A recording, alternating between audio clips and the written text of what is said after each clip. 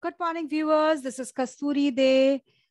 Today, again, have come to discuss the question answers of the chapter Cell, the Unit of Life, according to ICSE syllabus, class 9.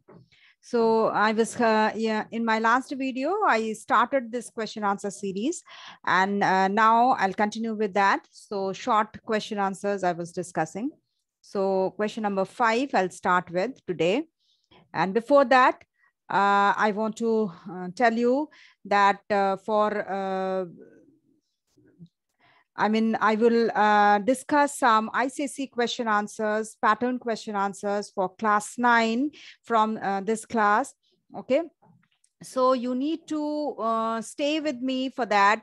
And for that, you need to subscribe my channel and also do share with your friends and also press the like button so that that can motivate me to produce you good videos for you. And by sharing with your friends, they can also be benefited from these videos. Okay. So let me start with first. Okay. So do you think the cells of an elephant would be larger than the cells of a rat? Explain briefly. See, the elephant cells or the rat cells, the size of the cell is same, only they are larger in number. Okay, that is, the number increases as the animal size increase. Okay, it means elephant has more number of cells compared to the cells of the rat. Actually, the cell size is independent of the size of the organism, and the cell size of a rat and that of the elephant are more or less the same. Size is almost the same, only their number, quantity of the cell that increases. Okay, then they are the quantity of the cells in a larger organism are more than the compared to the smaller organism, which has a less number of cells. Okay, like the elephant and the rat. Elephant is a large animal and rat is a small animal. So rat will have a small number of, fewer number of cells than the elephant. Then mention 3 features found only in the plant cell and 1 found only in the animal cell. So the 3 features which are found only in the plant cells, first is cell wall, then a large vacuole and the plastids. Okay, but on animal cells, 1 feature that is found only in the animals, that is centrosome with the centrioles. Okay. Next we come to, why are the cells generally of a small size? Why? Okay, because the cells are, they can, by remaining small, they can maximize the ratio of surface area to volume. Okay, so smaller cells have a higher ratio, which allows more molecules or ions to move across the cell membrane per unit of the cytoplasmic volume. Okay, then the cells are so small because they need to be able to get the nutrients in and the waste products out quickly. That is, the cell small size helps the process of transport easier and perform the metabolic processes more efficiently. So what happens if the cell remains small? The surface area is more than the volume. Volume means the cytoplasm, quantity of cytoplasm that is present, amount of cytoplasm that is present in the cell is compared to that, the surface area of the cell is, the ratio should be maximum. Okay. So the smaller the cell, the higher will be the ratio, this surface area to volume ratio, and that will allow more molecules and ions to move in and out of the cell membrane. Okay, so the advantage of being small, the cells being small, is the molecules or ions which getting inside the cell and getting out of the cell, that process becomes faster. And also that what do you say, that and large amounts of nutrients that can pass and come out of the cell, pass into and out of the cell. Okay, that is possible only due to this small size of the cell. If the cell would have been bigger, so that cell will contain more of cytoplasm. Okay, more the volume is, and therefore that will the cell, the nutrients which are outside the cell, that has to go inside the cell, that and distribute throughout the cytoplasm, that requires more time than a cell which is small in size. Okay, so this is the condition. This is the reason why the cell remains a small in size. Okay, so transport become easier and metabolic processes also more efficiently it is done. Then what is the difference between lysosome and ribosome? Lysosome is a suicidal bag. I told you it destroys the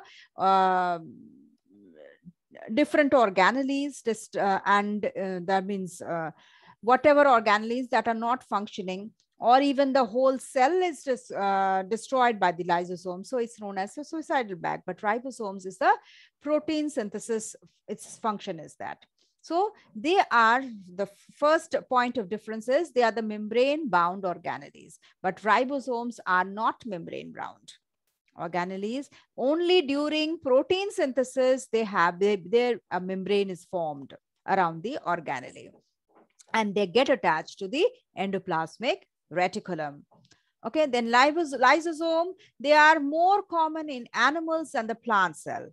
Okay, but ribosomes, almost all living organisms have these ribosomes.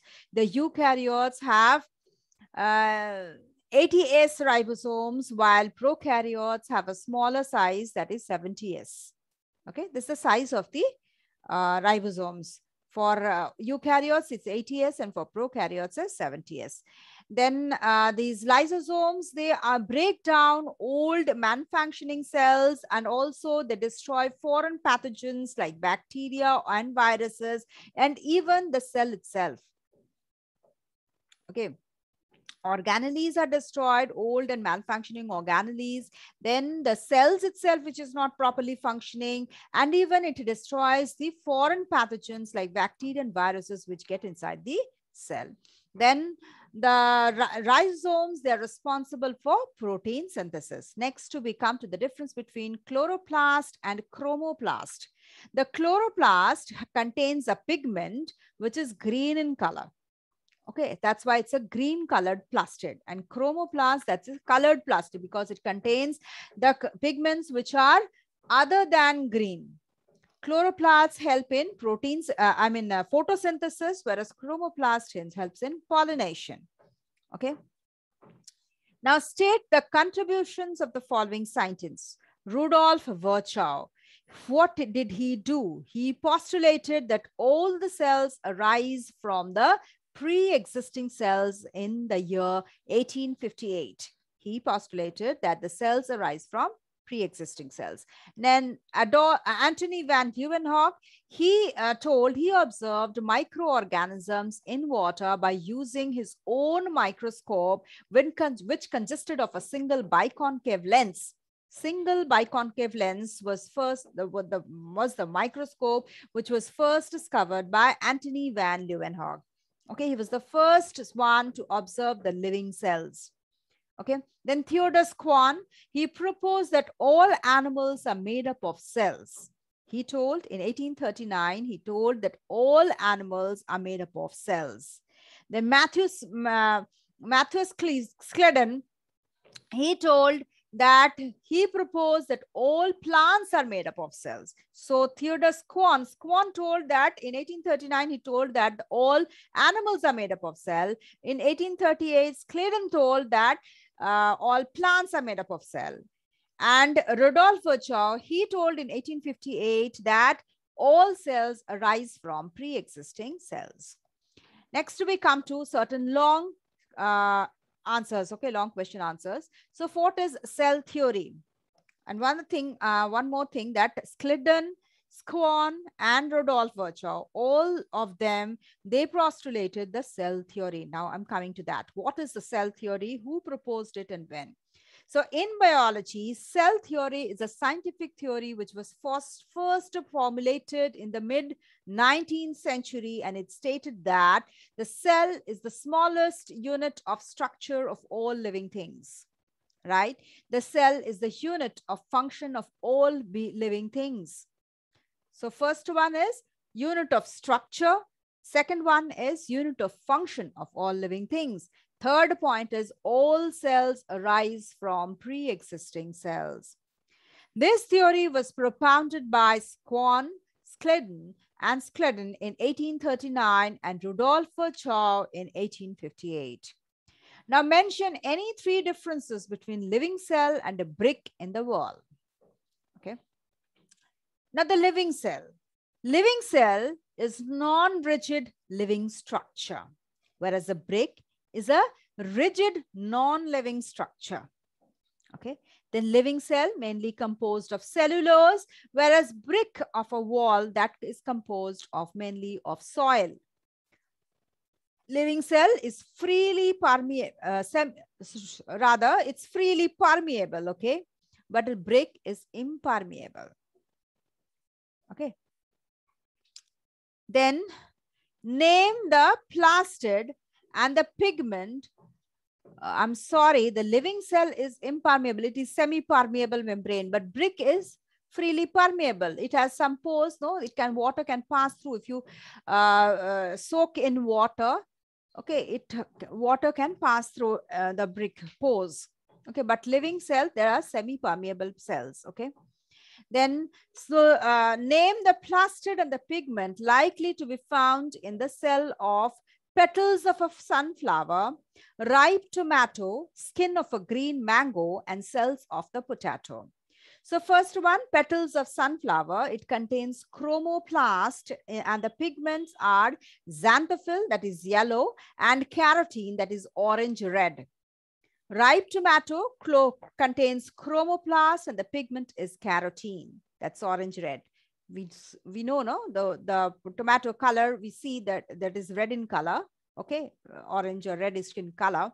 This is because of the pigment carotene, which is present in the plastid known as chromoplast. Then skin of a green mango that contains chloroplast and the pigment is chlorophyll. And the cells of the potato, that is leucoplast, which is a colorless plastid, and it contains the pigment, colorless pigment, that's no pigment is there. Okay. State the major functions of the following. Plasma membrane. What are the functions of the plasma membrane? Main functions: separates contents of the cell from its surroundings.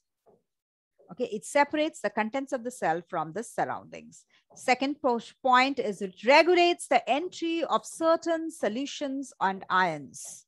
As it is a semi-permeable in structure, so it regulates the entry of certain solutions and ions. It maintains the shape of the cell in the animal cells, because in plant cell, there is a cell wall to maintain it. Then ribosome. Ribosome's main function is protein synthesis. Then we come to lysosome. Lysosome is intracellular digestion is the main function. It destroys old and injured cells. It destroys foreign substances which enter inside the cell. It digests cartilages during the formation of the bones. When the bones are formed, it digests the cartilages. Then mitochondria. Mitochondria, the main function is release of energy from pyruvic acid produced in the cytoplasm in the form of ATP. Okay. So in the form of ATP, energy is produced inside the cytoplasm, which breaks down pyruvic acid. Okay. Then it is the seat of cellular aerobic respiration. At the cellular level, aerobic respiration at the cellular level is performed inside the mitochondria, and it stores energy in the form of ATP. Then synthesis of respiratory enzymes is also a function of mitochondria. Next, we come to Golgi apparatus. Golgi apparatus is main function is synthesis and secretion of enzymes, hormones, etc. Its main function is secretion of enzymes, hormones, etc. And also it forms acrosomes of the sperms. Okay. Next, we come to cytoplasm. Cytoplasm's different organelles contained in it perform different functions. Okay, so cytoplasm itself is mainly function is permeability, allows certain controls the entry of certain molecules and ions. Okay, and but the cell organelles which are present inside the cell, that performs the major function. Then all metabolic activities also performed here in the cytoplasm. Then it's a medium for initial steps of respiration. The initial steps of respiration are performed inside the cytoplasm. Then asters of the centrosome that forms spindle fibers during cell division. Then chromosomes that carry hereditary information, that's genes from parents to the offsprings. Glycogen granules, it serves as the food for the cell. Okay. Then vacuoles. Vacuoles has three functions. It stores water and other substances like food and waste products. It gives turgidity to the plant cell by pressing against the cell wall. And third is certain pigments like anthocyanins, etc., are stored inside the vacuoles. Okay, that which gives different colors other than red, yellow, orange, or this one, green. Besides the plastid colors, the colors which are present, which we see inside the plants, like violet color, blue color, these all colors come from anthocyanins pigment, which are remain dissolved in the vacuoles. Now list any 6 features found both in plants and animals. One is cell membrane, the Golgi body, liquid matrix cytoplasm, mitochondria which generates energy, then ribosomes and a prominent nucleus. Okay. Next, we come to write briefly about the chromosomes. Now, what are chromosomes? Chromosomes are made up of chromatin that is composed of hereditary units called genes, which are in